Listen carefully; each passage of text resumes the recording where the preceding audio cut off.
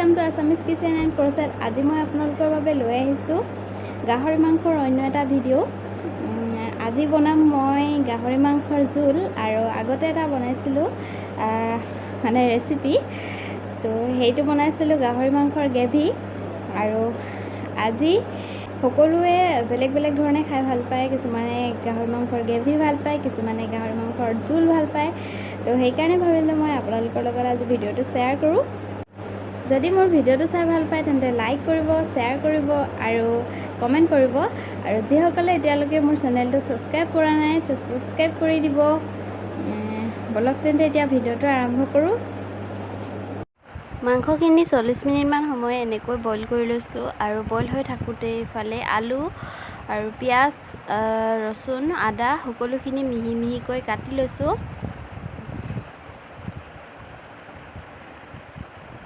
ৰসুন আৰু আদা অলপ এনেকৈ মিহি মিহিকৈ কাটি লৈছো আৰু অলপমান মই অলপ খুন্দি লৈছো। আদা ৰসুনখিনি এনেকৈ মিহি মিহিকৈ কাটি লৈছো এই কাৰণে এইখিনি অলপ দেৰিকৈ দিম আৰু এনেকৈ দিলে খাবলৈ ভাল লাগে।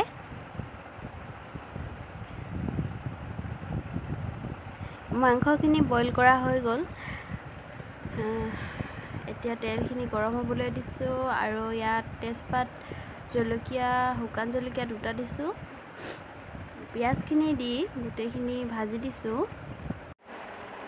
পৰিমাণ অনুসৰি হালধি দি দিছো।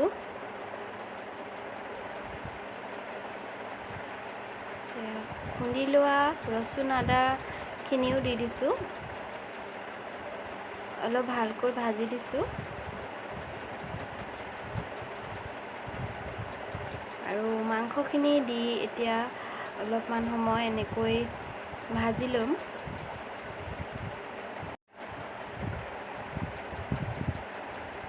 ইয়াৰ পিছত মই আলুখিনিও দি দিলো আৰু এইখিনি ভালদৰে লৰাই দিছো।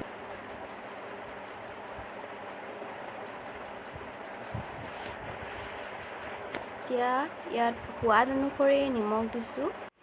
মাংসখিনি বইল কৰি থাকোতেও মই নিমখ দিছিলো কিন্তু আপোনালোকক দেখাবলৈ নহলে।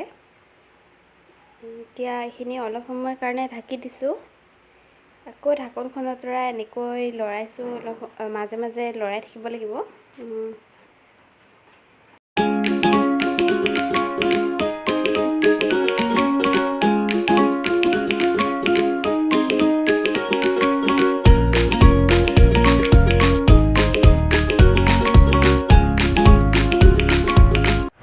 এতিয়া গেছৰ ফ্লেমটো লো কৰি আকৌ 7 মিনিট মানৰ কাৰণে ঢাকি দিছিলো। ঢাকি দিয়াৰ পিছত কালাৰটো চেঞ্জ হৈ গৈছে দেখিছেনে? মাংসখিনি অলপ লাগি ধৰা নিচিনাও হৈছিলে। মই সেইকাৰণে মই অকণমান গৰম পানী দি দিলো।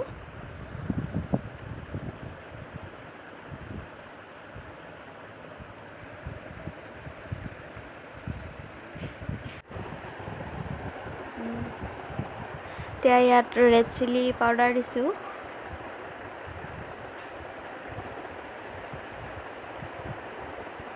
এতিয়া যিখিনি মই আদা ৰচুন মিহি মিহিকৈ কাটি লৈছিলো সেইখিনি দি দিছো আৰু মিট মছলা পাউডাৰ দিছো আৰু মই পিয়াজ আধা থৈ দিছিলো, আধা মানে অকণমান থৈ দিছিলো, সেইখিনিও দি দিছো ইয়াতে।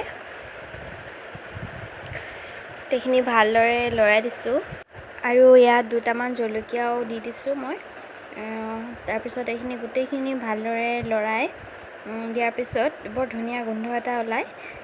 মছলাখিনি লাগি নধৰিবৰ কাৰণে অকণমান পানী দি 3 মিনিট মানৰ কাৰণে ঢাকি দিলো আৰু বিলাহী এটা সৰু সৰুকৈ কাটি মই দি দিছো। এইখিনি ভালদৰে লৰাই দিছো।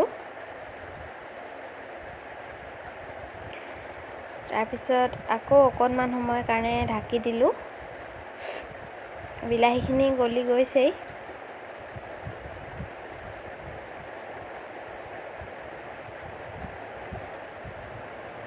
এয়া দেখিছেনে? বিলাহী গলি গ'ল। এতিয়া মই ইয়াত পানী দিছো, গৰম পানী দিছো।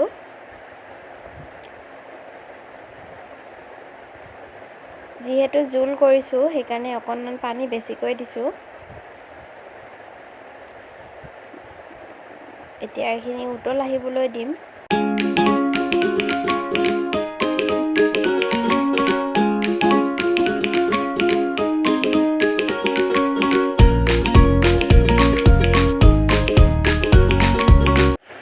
আকৌ 2 মিনিটমান সময়ৰ কাৰণে ঢাকি দিছোঁ।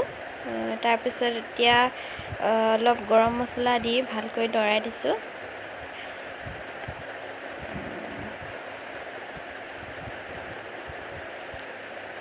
আৰু অকণমান সময় আকৌ ঢাকি দিলোঁ। ভিডিঅ'টো যদি চাই ভাল লাগিলে তেন্তে লাইক, কমেণ্ট, শ্বেয়াৰ আৰু ছাবস্ক্ৰাইব কৰি দিবলৈ নাপাহৰিব। আৰু মোৰ মাংস পৰিৱেশন কৰিবলৈ ৰেডি হৈ গ'ল। দেখিছেনে কালাৰটো কি ধুনীয়া হৈছে।